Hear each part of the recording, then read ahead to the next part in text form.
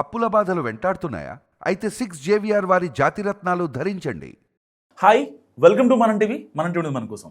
తెలంగాణ ప్రభుత్వం చేసిన ఒక పని ప్రతిపక్ష బీఆర్ఎస్ను డిఫెన్స్లోకి నెట్టేసిందా? చివరకు ఆ పార్టీ శ్రేణులు సైతం ప్రభుత్వ నిర్ణయాన్ని మెచ్చుకుంటున్నాయా?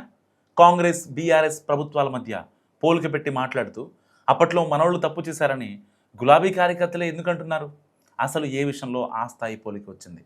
నర్సంపేట మాజీ ఎమ్మెల్యే, తెలంగాణ ఉద్యమకారుడు పెద్ది సుదర్శన్ రెడ్డి అంత్యక్రియలు ప్రభుత్వ లాంఛనాలు జరిగాయి. అది మాజీ శాసనసభ్యుడికి దక్కిన గౌరవం.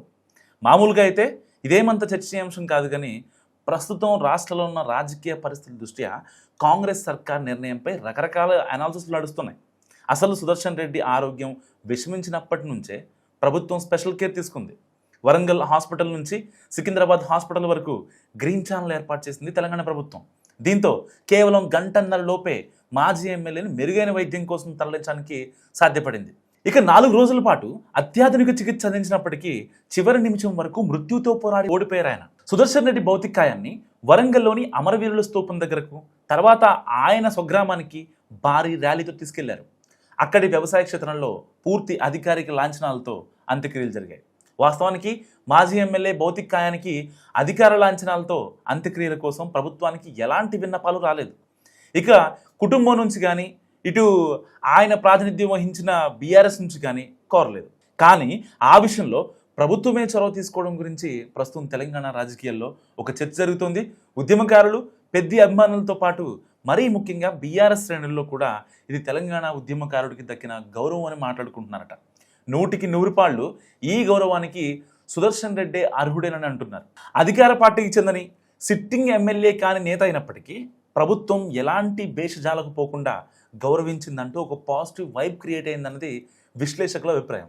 సరిగ్గా ఇక్కడే గతంలో బీఆర్ఎస్ తీరు గురించి సోషల్ మీడియాలో డిస్కషన్స్ నడుస్తున్నాయి. ఆ పార్టీ అధికారంలో ఉన్నప్పుడు కంటోన్మెంట్ సిట్టింగ్ ఎమ్మెల్యే సాయన్న చనిపోయారు, కానీ ఆయన భౌతికాయానికి అధికారిక లాంఛనాలతో అంత్యక్రియలు జరగలేదంటూ గుర్తు చేస్తున్నారు పలువురు. సో బీఆర్ఎస్ హయాంలో సినీ నటుల భౌతికాయాలకు ప్రభుత్వ లాంఛనాలతో కార్యక్రమాలు నిర్వహించినప్పటికీ సీనియర్, పైగా సిట్టింగ్ ఎమ్మెల్యేగా ఉన్న సాయన్న విషయంలో నిర్లక్ష్యంగా వ్యవహరించారంటూ పెద్ద ఎత్తున విమర్శలు వచ్చాయి. అప్పట్లో అధికార లాంఛనాల కోసం సికింద్రాబాద్ శ్మశాన వాటికలో సాయన్న కుటుంబ సభ్యులు, అభిమానులు ఆందోళన చేశారు కూడా. చివరి నిమిషం వరకు అప్పటి ప్రభుత్వం నుంచి ప్రకటన రాకపోవడంతో సాధారణంగానే సాయన్న చివరి కార్యక్రమాలు ముగిసిపోయాయి. సరిగ్గా ఇప్పుడు అదే విషయాన్ని గుర్తు చేసుకుంటూ పోలిక పెట్టి మాట్లాడుకుంటున్నాయి రాజకీయ వర్గాలు. పెద్ది సుదర్శన్ రెడ్డి ప్రతిపక్షంలో ఉన్న మాజీ ఎమ్మెల్యే అయినా కాంగ్రెస్ ప్రభుత్వం పూర్తి అధికారిక లాంఛనాలతో ఆయనకు గౌరవం కల్పించిందన్న చర్చలు పెరగడంతో ఒక్కసారిగా బీఆర్ఎస్ అధిష్టానం డైలమాలో పడిందట. కాంగ్రెస్ ప్రభుత్వం అందశ్రీతో పాటు మరికొందరు నేతలకు కూడా ఇదే గౌరవాన్ని కల్పించింది. మిగతా వాళ్ళ సంగతి ఎలా ఉన్నా పెద్ది సుదర్శన్ రెడ్డి విషయంలో వ్యవహరించిన తీరు మాత్రం గొప్పగా ఉందని బీఆర్ఎస్ సానుభూతి పరులను సైతం ఆకట్టుకునేలా ఉందని అంటున్నారు రాజకీయ విశ్లేషకులు. ఈ క్రమంలో గతంలో సాయన్ విషయంలో మనం కాస్త జాగ్రత్త పడి ఉంటే బాగుండేదన్న చర్చలు సైతం గులాబీ వర్గాల్లో జరుగుతున్నాయి. ప్రస్తుతం కాంగ్రెస్ ప్రభుత్వం ఎలాంటి భేషజాలకు పోకుండా తమనే వేలెత్తి చూపించేలా వ్యవహరించిందని అంటున్నాయి బీఆర్ఎస్ వర్గాలు.